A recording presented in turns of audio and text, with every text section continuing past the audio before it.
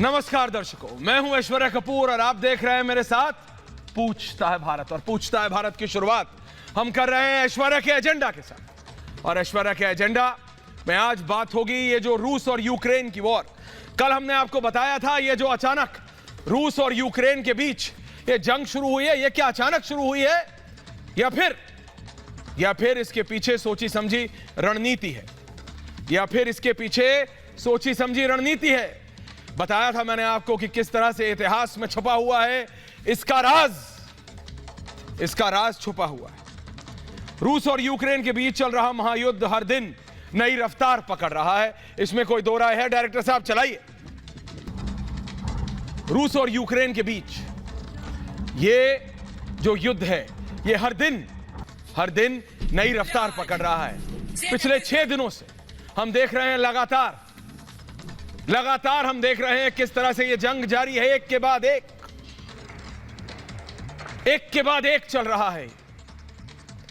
आज सुबह जब हम उठे तो इस बात की आशंका थी पूरे विश्व को, बाइडेन से लेके और बोरिस जॉनसन तक, इमैनुअल मैक्रोन से लेके और शी जिनपिंग तक, प्रधानमंत्री नरेंद्र मोदी से लेके और दुनिया के हर एक बड़े नेता को, कि रूस कीव और बाकी खारकोव जैसे शहरों पर क्या कर देगा।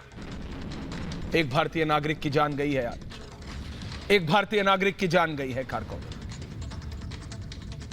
लेकिन रूस ने यह बात साफ कर दिया है कि वो अब हाथ पे हाथ नहीं धरे बैठेगा, क्योंकि ये सवाल उठाए जाने लगे थे कि क्या रूस की सेना एक कागजी सेना है? क्या रूस जो अपने आप को दुनिया का पहला या दूसरा सबसे ताकतवर देश बताता है, क्या वो सिर्फ कागज पे है?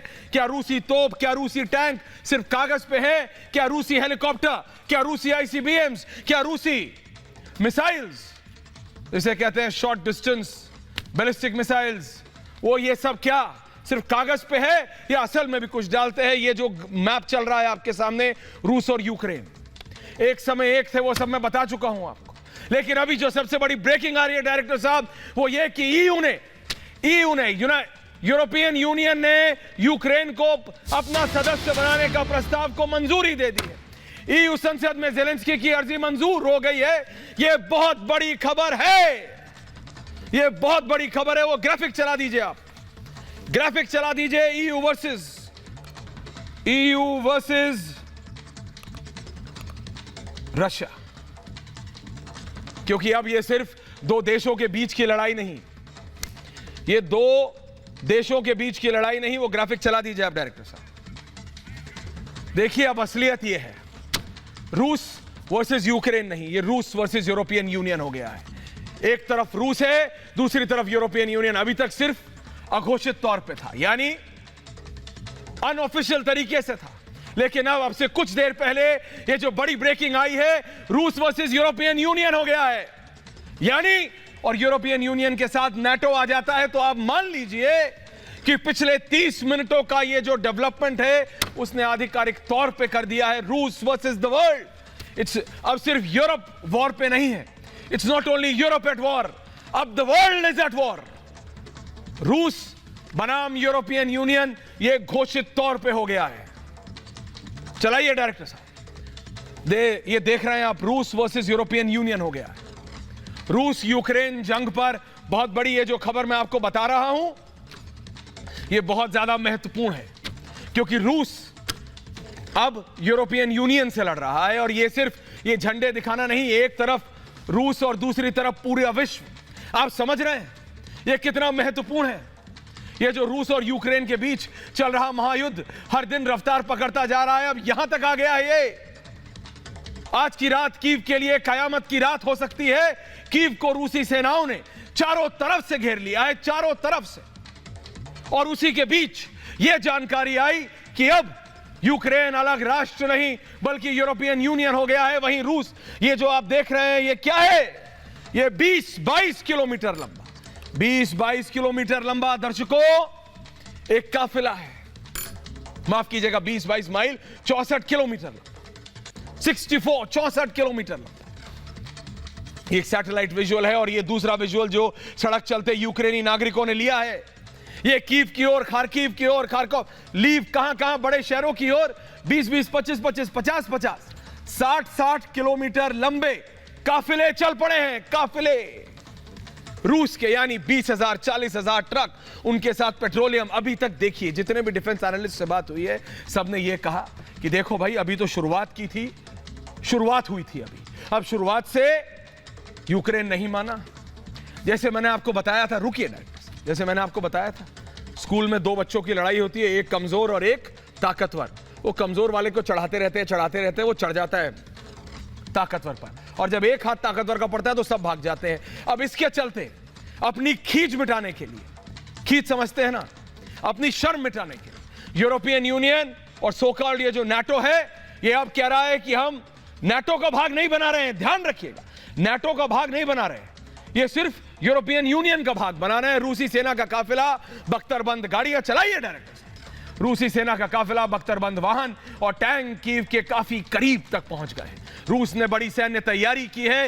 ये सैटेलाइट तस्वीरें, राह चलते लोग के आधार पर कहा जा रहा है ये कि यूक्रेन ने नॉर्थ वेस्ट से रूसी सैनिकों का जो काफिला कीव की तरफ बढ़ रहा है, उसकी लंबाई 64 किलोमीटर, 64 किलोमीटर, यानी आप लगा लीजिए 40,000 से ज्यादा बख्तरबंद गाड़ियां, टैंक शामिल हैं इसमें। रूस की सेना कीव के आसपास तो मौजूद है ही, लेकिन अब कीव को चारों तरफ से जकड़ लिया है और हमला करने के लिए तैयार है। लेकिन उस यूक्रेन के सैन्य बलों से तगड़ा विरोध मिल रहा है, उन्हें सामना करना पड़ रहा है। यूक्रेन के नागरिकों की हालत यह भी है कि कीव और उसके आसपास हर पल खतरा मंडरा रहा है। यह ग्राफिक देखिए जरा, रूसी सेना कीव के अंदर घुसकर बड़ा हमला कर सकती है, बड़ा हमला। वहीं यूक्रेन के दूसरे शहरों में भी हालात भयावह हैं।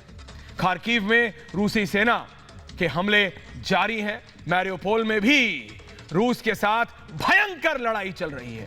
ये टैंक और ये दिखा रहे हैं मेरी टीम आपको, ये प्लेन सिर्फ दिखाने के लिए नहीं कि भाई अच्छा लगता है, ग्राफिक चल रहा है, बड़ा फाइटर प्लेन आ रहा है आप लोगों को, नहीं, ये असलियत है। वहां सड़कों पे, स्कूलों के ऊपर, घरों की छतों के ऊपर आप वो विजुअल देख रहे हैं। ये जितने शहर हैं, इन सारे शहरों को घेर लिया है रूस की आर्मी ने। एक एक शहर के बाहर 40-40, 50-50 हजार, आप समझिए 40-40, 50-50 हजार सैनिक हैं रूस के। इसलिए यह मैप जरूरी है। देखिए, यूक्रेन का है यह मैप, और ये जो प्लेन एक है ना, वहां पे एक शहर के ऊपर एक एक दर्जन उड़ रहे हैं। Su-35, Su-17 फाइटर, रूसी फाइटर जेट्स। खेरसन पर रूसी सेना कब्जा करने की ऐलान कर चुकी है, ऐलान किया है कि हमने असंख्य यूक्रेनी सैनिक मार दिए हैं और अब हम कब्जा कर रहे हैं इस पर क्या यह सही है? रूस के हमले बंद नहीं हो रहे हैं, लेकिन शांति कायम करने की कोशिश की जा रही है। बेलारूस में रूस और यूक्रेन के बीच बातचीत हुई, लेकिन यह बातचीत पूरी तरह से नाकाम हो गई। पूरे विश्व की नजरें थीं। वो नहीं कि एक फोन वहां पे कोई बाइडेन को सुना रहा था, एक फोन कोई बोरिस जॉनसन को सुना रहा था। आज भी बातचीत है पोलैंड वाले बॉर्डर पे। ना तो रूस रुकने का नाम ले रहा है और ना ही यूक्रेनी सैनिक। यूक्रेन कह रहा है, यूक्रेन के राष्ट्रपति ने अभी कुछ देर पहले ईयू की पार्लियामेंट को संबोधित किया है और कहा है कि हम नहीं हारेंगे। कहा है, उन्होंने माना है वोलोदिमीर ज़ेलेंस्की ने कि आज का दिन बहुत ज्यादा घातक रहा है कीव के लिए। यूक्रेन झुकने को तैयार नहीं। हालात यह है कि यूक्रेन रूस को आतंकवादी देश करार दे रहा है, तो वहीं पुतिन ने कहा है कि वो ज़ेलेंस्की से बात नहीं करेंगे। पुतिन कह रहे हैं, रुकिए, पुतिन कह रहे हैं कि वो ज़ेलेंस्की से बात नहीं करेंगे। पूरा विश्व कह रहा है भाई बात कर लो, बात कर लो। यहां ये कह रहे हैं मैं बात नहीं करूंगा। वो कह रहे हैं I will not talk to Zelensky. Putin कह रहे हैं ज़ेलेंस्की को कि मैं बात नहीं करूंगा उससे। क्यों नहीं करेंगे? ज़ेलेंस्की को ईयू शामिल कर रहा है। अब यूक्रेन ईयू की तरफ से यूरोप में शामिल होगा। यह बात क्या पुतिन को मंजूर होगी? गवारा गुजरेगी? पुतिन को नहीं गुजरेगी। इसी पे तो लड़ाई थी कि नाटो ना आए, ना आए। यह आखिरकार हो क्या रहा है? पूरा विश्व पैनिक में है। यह सिर्फ नहीं कि रूस और यूक्रेन में, पूरा यूरोप आधा एशिया, ये जो यूरेशिया की बात होती थी, लोग रातों रात सो नहीं रहे हैं, अलार्म जल रहे हैं। अमेरिका और यूरोपियन यूनियन युद्ध छेड़ने के लिए रूस पर प्रतिबंध की घोषणा कर रहे हैं और यूक्रेन को हथियारों की आपूर्ति कर रहे हैं। लेकिन इससे हो क्या रहा है, यह दिखाते हुए कोई खुशी नहीं हो रही है मुझे, लेकिन पूरा विश्व दो भाग में बढ़ गया। पूरा विश्व दो भाग में बढ़ गया है। जब आप और हम स्कूल में थे तो क्या पढ़ाया जाता था दर्शकों? We are one big world, एक बड़ी दुनिया है।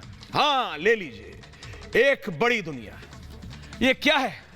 दो भाग में बढ़ गया विश्व। विश्व दो हिस्सों में बढ़ गया। रूस ने यूक्रेन पर जो चढ़ाई की, उसने पूरे विश्व को दो भाग में बांट के रख दिया और कोई कुछ नहीं कर पाया।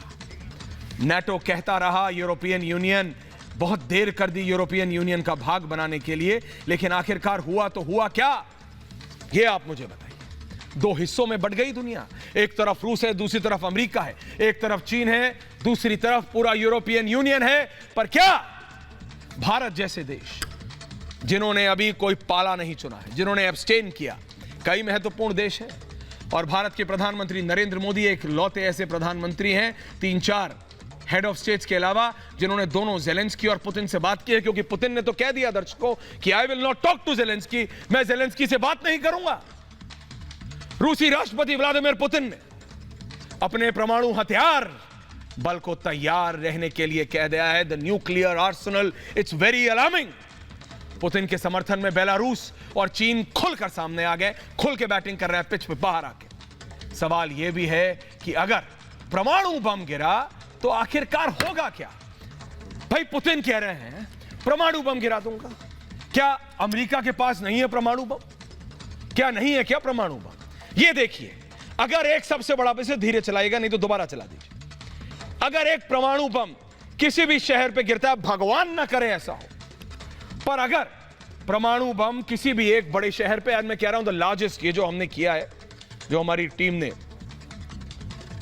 अमित जी और भानु ने किया है, वो ये है भैया कि अगर सबसे बड़ा ताकतवर न्यूक्लियर बम किसी शहर पे गिरता है, दिखाइए डायरेक्टर साहब, तो क्या होगा? सबसे पहले हम आपको बताते हैं, चलाइए चलाइए। 5 किलोमीटर जलकर राख हो जाएगा। ये भी चलाते रहिए, कुछ बचेगा नहीं। 5 किलोमीटर के रेडियस में, बार बार चलाते, 5 किलोमीटर के रेडियस में कुछ बचेगा नहीं। 5 किलोमीटर के रेडियस में कुछ नहीं बचेगा। समझ रहे हैं आप? चलाते रहिए डायरेक्टर साहब। 5 किलोमीटर के रेडियस में कुछ नहीं बचेगा। 5 किलोमीटर का रेडियस होता है पूरे शहर को घुमा देने वाला। मेरे साथ मेरे पैनलिस्ट भी आ रहे हैं, मेजर जनरल विशंबर दयाल भी आ रहे हैं मेरे साथ, कर्नल शैलेंद्र सिंह जुड़ेंगे, वो भी आपको समझाएंगे। तो वहीं 9 किलोमीटर के क्षेत्रफल में रहने वाले सभी लोगों की मौत हो जाती है। 20 किलोमीटर के क्षेत्र में सभी इमारतें ध्वस्त हो जाती हैं, टूट जाती हैं, लेकिन तबाही 50 किलोमीटर, 50 वर्ग किलोमीटर के एरिया तक फैलती है।